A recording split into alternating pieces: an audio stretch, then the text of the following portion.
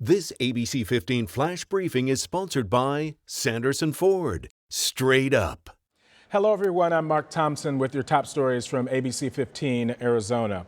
Shots fired, one of the valley's most popular hiking trails, having to have police hit the scene. Phoenix police arresting 26-year-old Michael Kaufman. We're told that he fired a handgun at the top of Piestewa Peak Friday night, at one point running towards hikers. Investigators say that he had two fully loaded handguns and ammo on him. They believe that he was also intoxicated.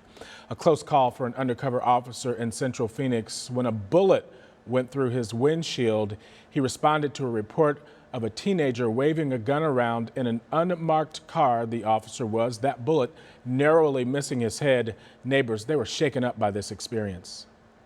It was like that fast. I walked out. I could have been right in the middle, but it's just crazy that, that kind of stuff happens. The 17-year-old, police say, pulled the trigger, and he was arrested along with another teen that was believed to be involved. Scottsdale workers are now being laid off. Zillow has notified the state of Arizona that it plans to lay off 24 employees at its Valley office. This comes just days after the company announced that it would be laying off 25% of its employees as it shuts down its home buying program. Over the last year, the program has bought homes throughout several cities, including Phoenix, then resold them. Zillow currently has 272 homes listed for sale in the Valley.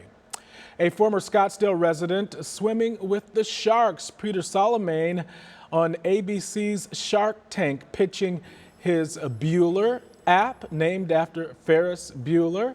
Here's the idea. He's designing a bot that attends Zoom meetings for you. It records video and audio and transcribes what was said so you don't have to attend. He got the idea when his college classes went remote. I was kind of just like, this is a great way for me to get my sleep and just improve my grades generally, right? I mean, I don't have to wake up at 7 o'clock in the morning and try to stay focused. Well, there was no deal from the Sharks last night, but he says that they have secured funding elsewhere, and he adds ASU is one of the top colleges using the app. Well, easing the burden on neighbors in need. Phoenix Transit offering a new program giving free bus passes to people who rely on public transportation. One Valley veteran tells us it's a huge relief. I'm able to go to my doctor's appointments, as needed. When I have an interview, a job interview, or what have you, I'm able to utilize the bus pass. And the program is funded through the American Rescue Plan Act. We put a link on ABC15.com to show you how you can sign up. One major NASCAR fan is getting to cross something off of his bucket list today. Michael Corporan, he's been a NASCAR fan since he was in high school. And now, as a member of Valley Life, he's been working with the Arizona Lottery for 17 years. Mike has Down syndrome, and it's his dream to participate in a race. Well, today that dream is coming true. Mike will be starting the Arizona Lottery 100 race today. Drivers, start your engines! Boom, boom, boom, boom. Yes, sir. The Arizona Lottery, they wanted to acknowledge Mike's years of hard work and dedication.